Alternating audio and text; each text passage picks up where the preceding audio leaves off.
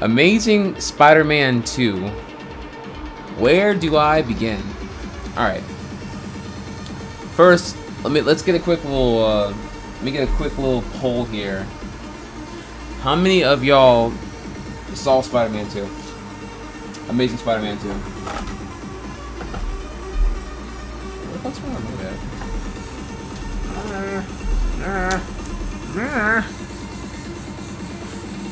Literally words, I think.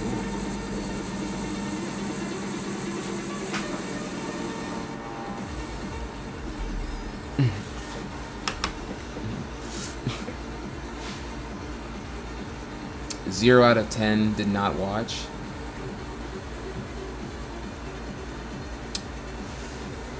Alright, well, so there's the alright. Actually, let's go back here further here. Who saw Amazing Spider-Man 1? Right now, here's the thing, alright. I thought the reboot was in bad taste. It's clearly Sony trying to make more movies so Sony can keep the rights to Spider-Man and not relinquish the rights back to Marvel, so Marvel could, you know, make all the money they can fucking make off it or whatever. With the Universal Cinematic, conjoined cinematic universe that would tie Spider-Man to the other Marvel heroes or whatever. Blah, blah, blah, blah, blah.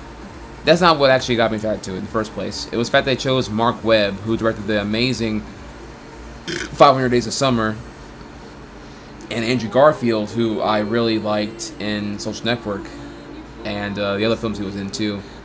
I agree that Garfield is not convincingly at all like in high school, nor is he like an outsider. Like, I thought that was hilariously awful. How like Amazing Spider-Man 1, he's the outcast, the one who's picked on and doesn't have a girlfriend. Like, the nigga's fucking handsome as fuck and he doesn't get laid every day. Are you kidding me? He has like pussy, like fucking, oh my god, dude, his hair alone is majestic. How is he not getting laid 24/7? Like, he's the collar popping, fucking belt clip having, fucking, I don't even, dude, there's no way. It's so unplausible that he's not getting laid in high school all the time. Like, it was fucking retarded. But that's a Spider-Man 1 thing. Point is, and the CGI was awful in Spider-Man 1, but again, these are all things you already know. The origin story wasn't even needed. You already know, you know all this already. It was a bad film. I went into Spider-Man 2 though, hoping they had learned their lesson. Cause I mean, I did like the chemistry between Garfield and Emma Stone. I thought that would, you know, Peter and Gwen. I thought that was. I saw Mark Webb really putting his own touch on that. Those scenes for me worked, and I was hoping that was gonna play better, or that was gonna, you know, that would stay good, and you would see more not shit things happen in Spider-Man 2. But oh my god, dude, too many villains. You got Rhino, Green Goblin Jr. I mean, I don't have to give you the whole synopsis here. Let's just go over okay, let's go over what's bad. I'm about to spoil pretty hardcore right here, but let's go over a couple of really bad things, alright? Peter's aunt. The whole scene with the laundry shit, where it's like her and him arguing who's going to do the laundry, because he has his costume and she wants to wash her nurse costume, and she wants to hide the fact that she's making ends meet with him and her by working as a nurse on the side. What is the payoff in that? What was even the payoff for that subplot about her being a nurse? That isn't even referenced again, her being a nurse, except when the Electrode finale fight, and she's in the hospital working as a nurse whenever the power comes back on or goes off, whichever one it was. That's literally the only time her being a nurse is referenced post that scene.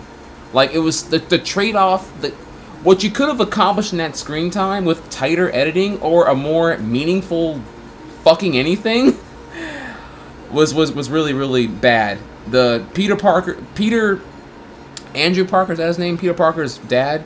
The whole intro there, pacing was awful. That was a shit choice for an opening scene. But yeah, let's call him Andrew. I forgot his fucking name. Andrew Parker's airplane fight scene or whatever. That Bourne Identity fucking wannabe fucking shit.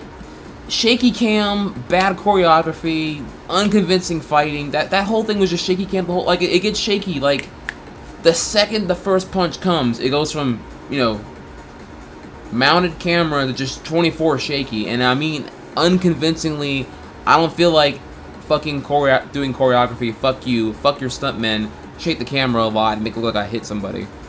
Fucking dumb. Fucking dumb. Stupid. That scene sucked dick. That fight sucked dick. Next problem. Okay, wait, so, okay, what was the other one here, too? Oh. Okay, in the movie, when Peter... What is it? Whenever Peter Parker miraculously wants to find the origin of his father's whatever the fuck, disappearance or whatever, what bothered me is that he suddenly wants to do that. Like, it seemed unrelated. Whatever happened, I forget if he fought Electrode. I think it was the Electrode fight happened in New York City, in Times Square, which was also really bad and weird, by the way. But after that fight happens, and he suddenly wants to crack down, open the suitcase, and figure out what really happened. Why did my father leave me? I don't understand. Like, it seemed the events surrounding that big plot point, I guess so, I don't know, personal revelation, whatever the word I'm looking for is, it didn't seem related.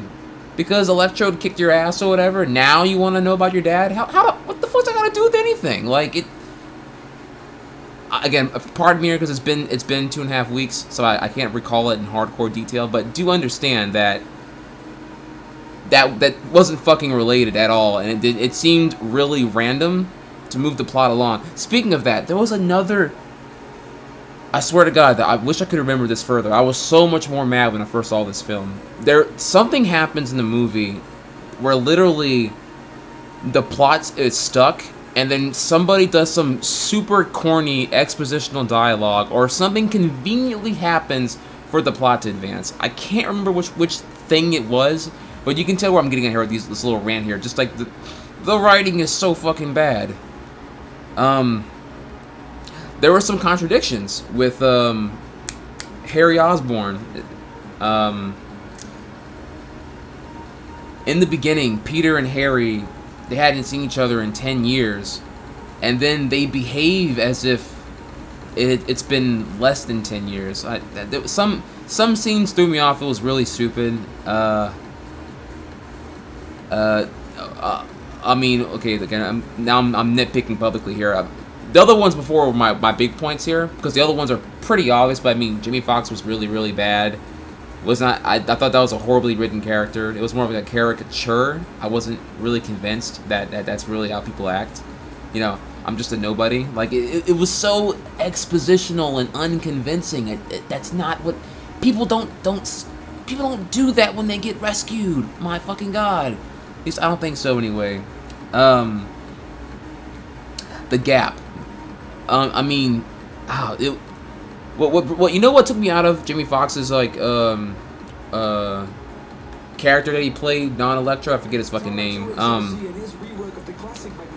Was the teeth.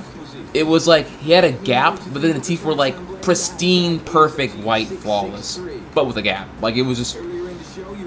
It took me. That distracted me so fucking. Maybe because of Jamie Foxx's dark skin, in contrast to those perfectly white teeth. I don't know. And then Electrode not having that gap magically. I don't know.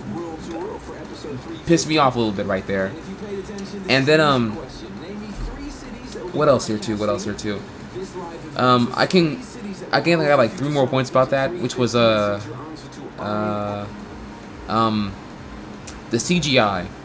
The big thing about Spider-Man 1, 2 was that they didn't have this overload of CGI going on. There was still a lot of set work, a lot of stunts going on there.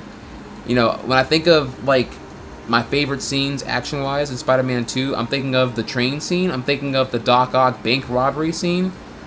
You know, I'm thinking of just like fucking sets that are convincing, that require stunt work and discipline and coordination and some tremendous payoff. Like, really, really fucking good.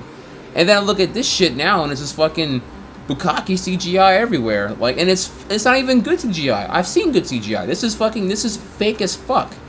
The introductory Spider-Man scene when it's Spider-Man chasing down the Hamburglar with the fucking, I don't know, Oscorp tubes of important plot device, whatever the fuck he was carrying in the armored vehicle. Spider-Man was not convincing.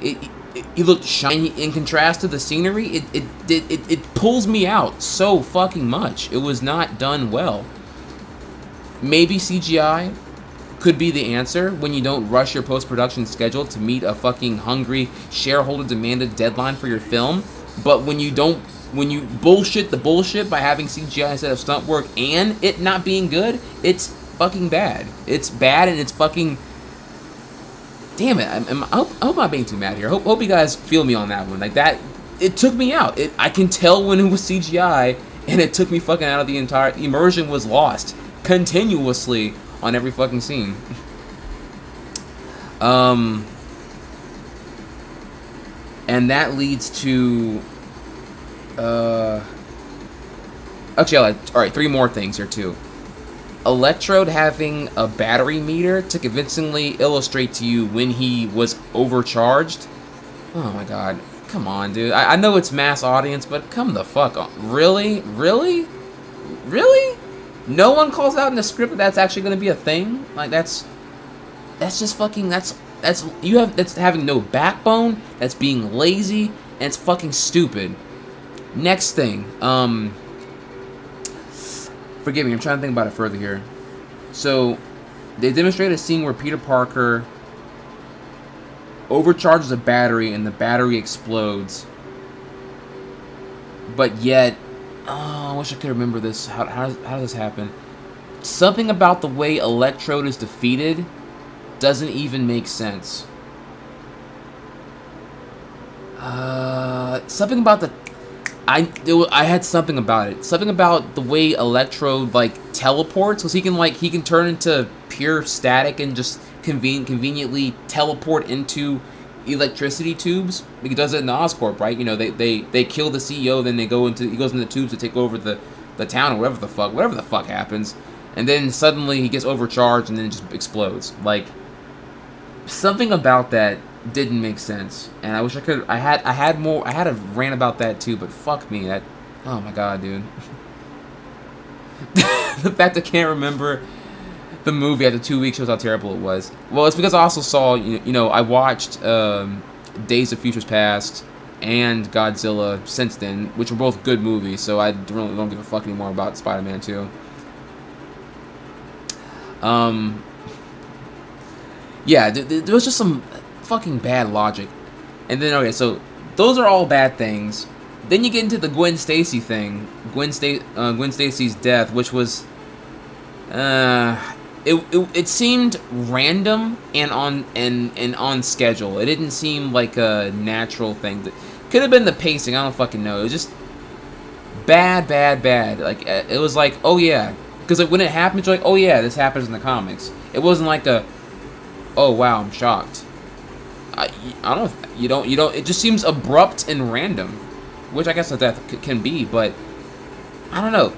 Forgive me, I wish I was a better film critic person thing, because there's a word for what I'm trying to say right now, but you get what I'm getting at. The death was random. Something about the tone and the pacing, I guess the pacing was off, I don't know. The death just wasn't good. It just seemed dumb and needless and random and stupid.